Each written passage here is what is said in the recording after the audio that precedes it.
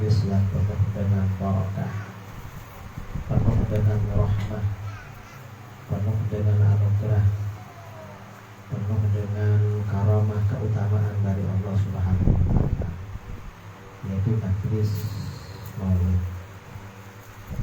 Dan memang umat Islam ini senang maulid.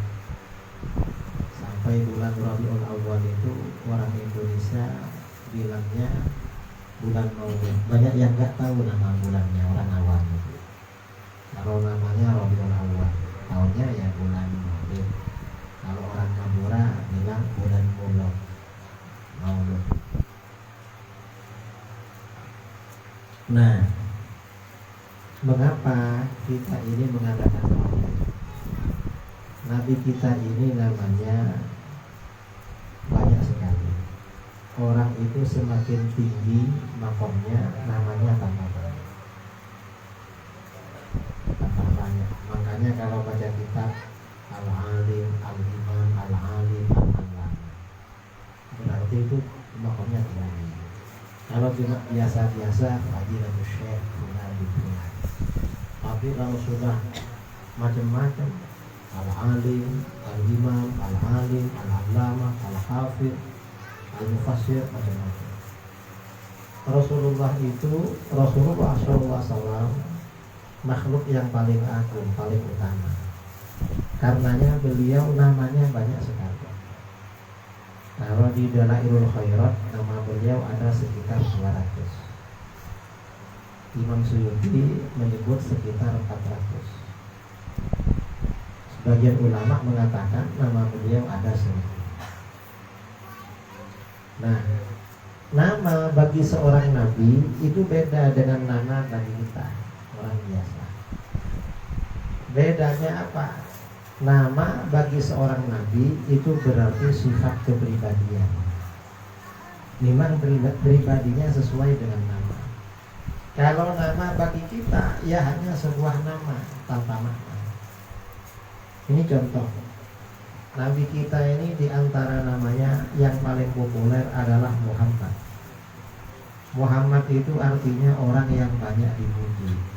Sesuai dengan namanya, Rasulullah itu memang orang paling banyak dipuji. Orang itu kalau banyak dipuji biasanya selalu menjadi buah bibir. Coba kita pikir, dalam waktu 24 jam siapa orang yang paling sering disebut namanya sama orang? Adalah baginda Rasulullah. Orang azan sebut nama beliau, orang sholat sebut nama beliau, orang berdoa sebut nama beliau. Apalagi orang baca maulid, awal akhir memang tentang beliau. Karenanya Wahabi walaupun membid'ahkan, melarang maulid, gak bisa dihentikan, orang tetap maulid. Mengapa? Beliau ini namanya Muhammad, banyak dipuji. Gak bisa, karena sesuai namanya memang. Orang yang banyak dipuji. Dan Rasulullah ini dipuji, ya bukan karena disebut namanya, tapi memang orangnya terpuji. Kapan beliau terpuji? Dalam segala fase perjalanan beliau selalu terpuji. Gak pernah gak terpuji. Sebelum lahir terpuji. Lihat ya kisah Nabi Adam. Nabi Adam itu diturunkan ke bumi, bertaubat kepada Allah dan diterima setelah bertawassul dengan Rasulullah SAW. Terpuji. Ketika di dalam kandungan terpuji, lahir terpuji, masa anak-anak terpuji, remaja terpuji, setelah dewasa, setelah terpuji terus Rasulullah SAW. Mengapa? Karena beliau namanya Muhammad. Dulu ada orang nggak pernah ngaji, diundang ceramah maulid. Mestinya ceramah maulid itu isinya mengagungkan Rasulullah. Ternyata orang ini karena terbawa keawamannya dan mungkin karena ingin lucu-lucuan, omongannya begitu. Apa kata dia? Rasulullah itu coba tinggal di Indonesia. Mungkin waktu kecil ikut teman-temannya nyolong jambu. Ada yang bilang begitu. Ini gak betul. Rasulullah itu sejak kecil sudah terpuji. Gak sama dengan orang biasa. Di dalam sirah Nabawiyah, Rasulullah itu di dalam Al-Quran disebutkan, laqad kana lakum fi Rasulillah uswatun hasanah. Sungguh benar-benar ada bagi kamu pada diri Rasulullah SAW suri tauladan yang baik. Rasulullah itu oleh Allah diciptakan sebagai suri tauladan. Karena beliau ini diciptakan sebagai suri tauladan, maka bagaimana biografi Rasulullah, perjalanan hidup beliau itu datanya lengkap, tidak ada yang tersembunyi. Sejak sebelum lahir, setelah lahir. Begitu lahir Rasulullah sudah terpuji. Mengapa? Dalam kitab-kitab sirah diriwayatkan. Ini cerita dari Ibu Halimah, Siti Halimah Sa'diyah yang menyusui. Ketika Siti Halimah ini mengambil Rasulullah, Rasulullah dikasih susu yang sebelah kanan, susu yang sebelah kiri untuk anaknya sendiri. Karena sejak awal Rasulullah dikasih susu yang sebelah kanan, maka apabila setelah itu Rasulullah dikasih susu yang sebelah kiri, dia pernah mau. Mengapa? Rasulullah ngerti haknya orang lain. Kok mau nyolong? Susu sebelah kiri milik saudaranya gak mau Rasulullah. Mengapa? Karena Rasulullah ini namanya Muhammad, orang yang terpuji. Beda dengan anak kita. Anak kita namanya Muhammad, ya namanya aja. Kadang ya kita namanya Muhammad juga, ada Muhammadnya namanya. Beda ya. Rasulullah beda dengan siapapun. Lalu orang tadi ngomong begini, apa kata dia? Rasulullah masa kecilnya gak terurus, karenanya wajahnya katanya rembes. Apa rembes? Cimusan. Itu gak betul itu. Dalam kitab-kitab sirah Nabawiyah, ketika masih kecil, apabila Rasulullah bangun tidur, wajahnya seperti tidak bangun tidur, bersih, dan rambutnya tersisir rapi. Mengapa? Karena Rasulullah ini namanya Muhammad. Beda dengan kita. Karena orang biasa ini bangun tidur pasti kelihatan jelek. Karenanya kalau lihat orang jangan bangun tidur. Mengapa? Kelihatan jeleknya. Kita ini jangankan nunggu bangun tidur, belum tidur ngantuk sudah kelihatan jelek. Makanya jangan ngantuk. Kalau ngantuk kelihatan jelek. Beda dengan Rasulullah. Rasulullah ini namanya Muhammad. Dalam segala fase perjalanan beliau itu selalu terpuji. Tidak pernah tidak terpuji, sesuai dengan namanya. Rasulullah ini manusia paling agung. Karenanya di dalam kitab-kitab Maulid ya, dalam kitab Maulid Syirkul Durar, ini yang dibicarakan ya tentang keutamaan, keagungan beliau. Kesempurnaan, keutamaan, keagungan Rasulullah SAW oleh para ulama diungkap dalam berbagai macam, diungkap dalam kitab-kitab Maulid, diungkap melalui narasi-narasi sholawat, kemudian juga diungkap dalam kitab-kitab syama'il dan lain sebagainya. Kita umat Islam ini perlu mengetahui ini. Kalau Maulid ini diterangkan, ini luar biasa, saudara. Karena ini memang semuanya membicarakan tentang keagungan baginda Rasulullah SAW. Rasulullah ini makhluk paling agung. Karena beliau ini makhluk paling agung, apapun yang berkaitan dengan beliau oleh Allah selalu diberikan yang terbaik. Gak sama dengan yang lain. Ini contoh yang di negara kita ini kemarin ada kelompok liberal namanya Islam Nusantara, singkatannya INUS, atau Aliran Nusantara, singkatannya A. Nah dia bilang apa? Kata dia apa? Islam Nusantara itu Islam yang baik, Islam Arab tidak baik. Loh, nah betul itu. Islam Nusantara itu baik apabila mengikuti Islam Arab, tapi Arab yang soleh. Kalau gak ikut sama Islamnya Arab ya gak baik. Mengapa? Karena memang ada kampanye dari orang-orang kafir, orang-orang barat, agar umat Islam ini putus hubungan dengan Arab. Dan kalau perlu membenci Arab, Arab dijelek-jelekkan. Dia bilang Arab itu gak baik, akhlaknya jelek. Ketika ditanya, loh Rasulullah lahir di Arab, loh kebetulan baik. Gak betul itu. Orang Arab ini memang oleh Allah dipilih sebagai bangsa yang melahirkan baginda Rasul. Mereka dilihat lebih baik daripada bangsa-bangsa lain di dunia. Makanya orang Arab yang dipilih. Ini kalau kata kelompok Nusantara, banyak loh nabi yang lahir di Nusantara. Padahal gak ada bukti. Ada. Apa? Di Jogja ada Kabupaten Sulaiman. Itu tempatnya Nabi Sulaiman. Nah, Sulaiman yang mana ya? Dan ada istana Ratu Bilqis, itu Candi Borobudur. Enggak betul itu, sama sekali enggak betul. Ngarang. Nusantara ini ya memang Arab ini pilihan. Karena Rasulullah SAW itu manusia paling mulia. Apapun yang berkaitan dengan beliau oleh Allah diberikan yang terbaik. Umatnya umat paling baik, paling mulia. Kuntum khairu ummatin ukhrijat. Agamanya agama sempurna. Al-yawma akmaltu lakum dinakum. Kemudian juga bangsa yang melahirkan beliau juga terbaik. Makanya di dalam hadis ya, saya tidak panjang-panjang, setelah ini tanya jawab aja. Karena ini agak malam dan ini apa namanya hujan. Kalau hujan tuh biasanya ngantuk.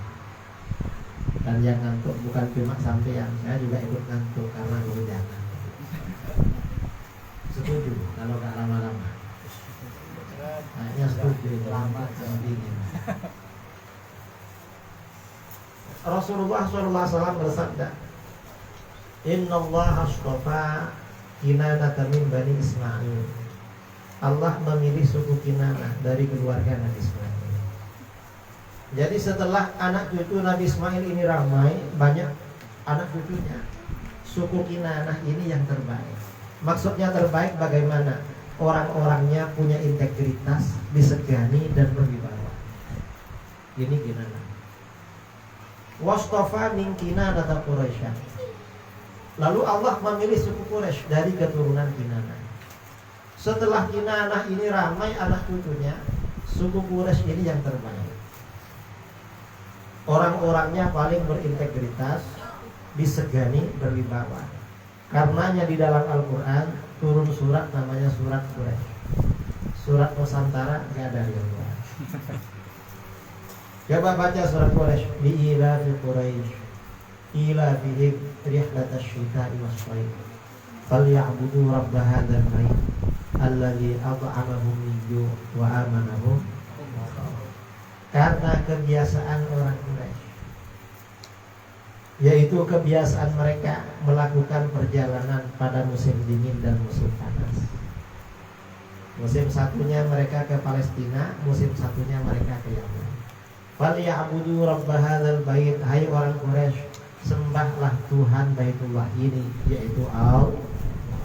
Allazi at'amahum min ju', Allah memberi makan mereka dari rasa lapar. Artinya apa? Orang Quraisy ini diperhatikan oleh Allah.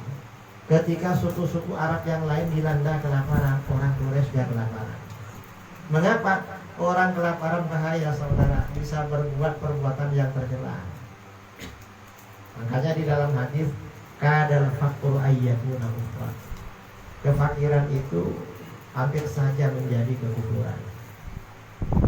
Karena orang Quraisy ini gak kelaparan, orangnya bagus-bagus. Suku-suku yang lain kelaparan, merampok saudara. Quraisy enggak seperti itu. Dijaga oleh Allah. Wa amanahum min khauf.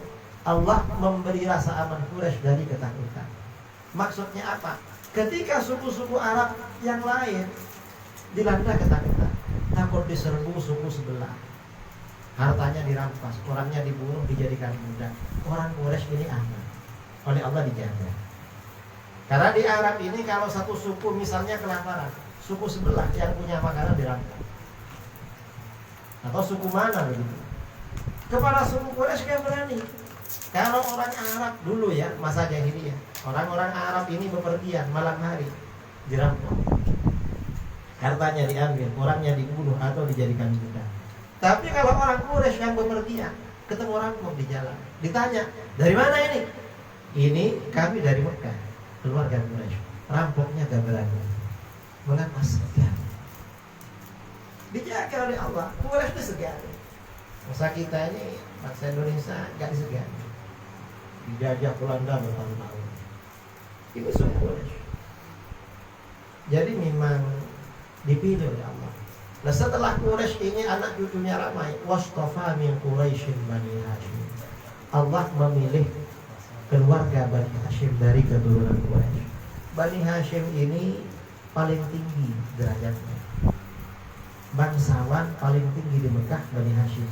Karenanya ketika Raja Abraha datang ke Mekah untuk menghancurkan Ka'bah, yang ditemui siapa? Abdul Muttalib bin Hashim, kakek baginda Rasulullah SAW. Mengapa?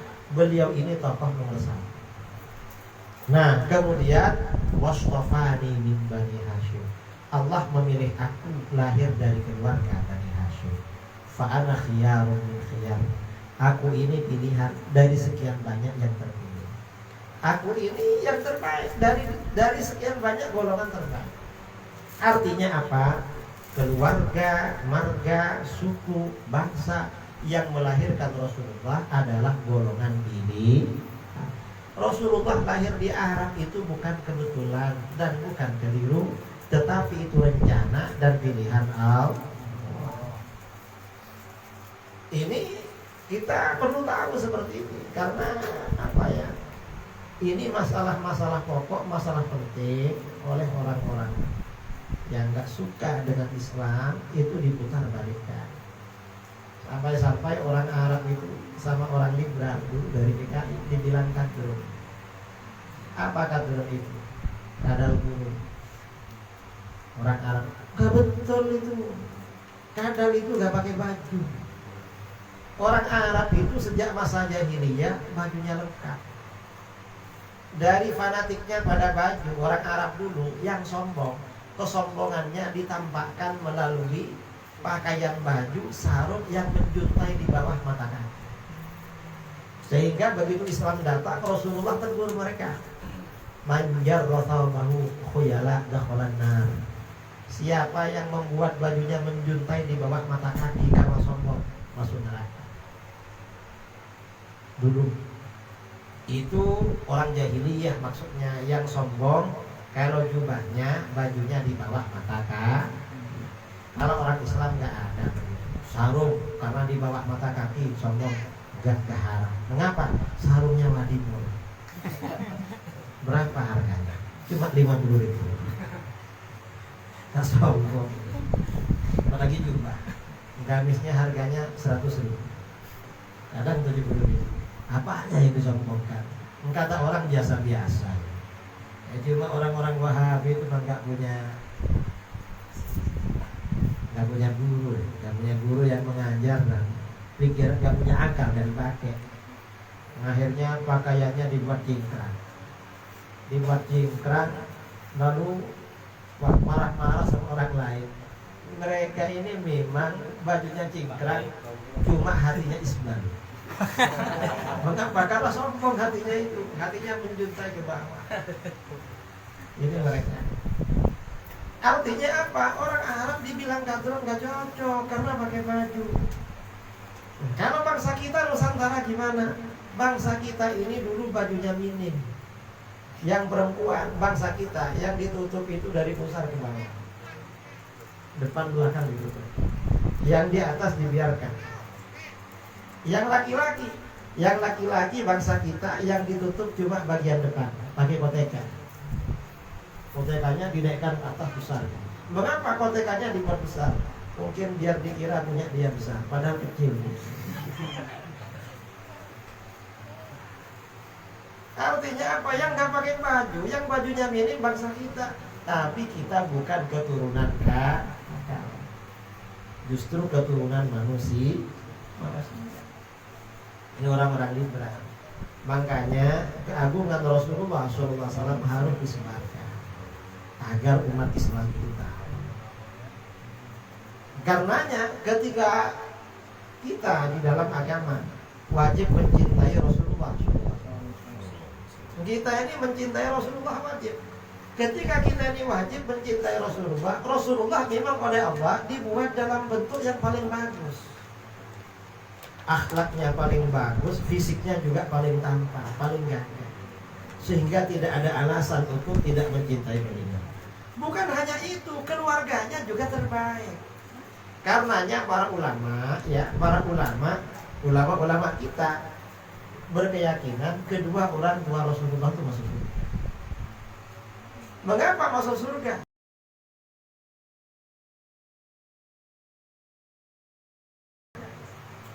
Karena terbaik itu Rasulullah ini pilihan, keluarganya juga pilihan. Cuma maslaknya Imam Suyuti maslaknya ada 3. Nggak salah ada 3. Yang pertama apa? Mengapa orang tua Rasulullah masuk surga? Selamat di akhirat. Pertama karena mereka ahlul fatrah. Ahlul fatrah itu orang-orang yang jauh dari masa kenabian sebelumnya. Informasi tentang ajaran agama sudah hilang dan tidak mengikuti kenabian berikutnya. Di dalam Al-Quran, wa ma kunna mu'adzibina hatta nab'atsa rasula. Dan kami tidak mengadab sehingga kami mengutus orang Rasul. Orang tua Rasulullah meninggal ketika Rasulullah belum berarti gak diazab. Ini Al-Quran.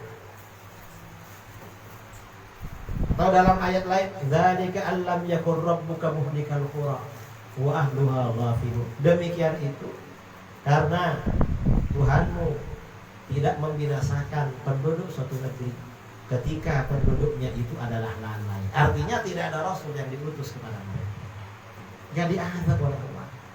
Ini alasan yang pertama. Alasan yang kedua, ada riwayat dalam sirah Nabawiyah orang tua Rasulullah itu orang beriman. Itu yang kedua.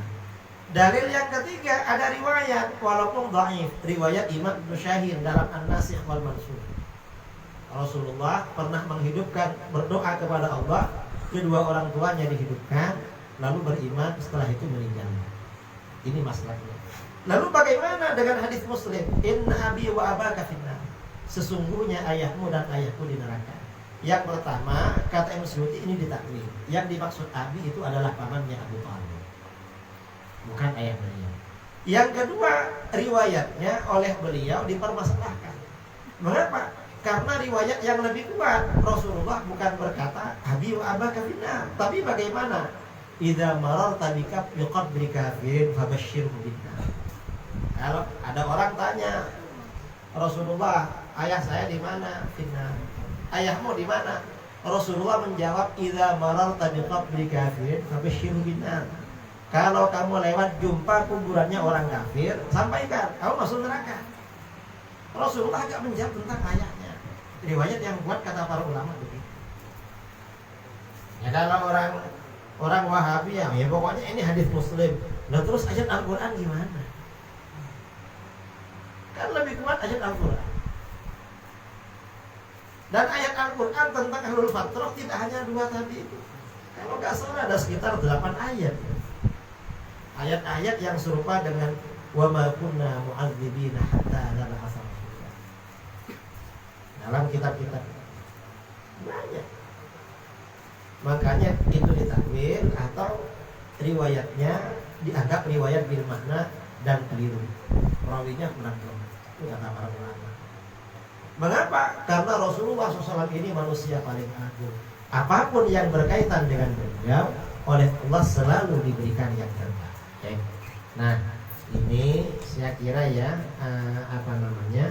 yang perlu saya sampaikan pada malam ini.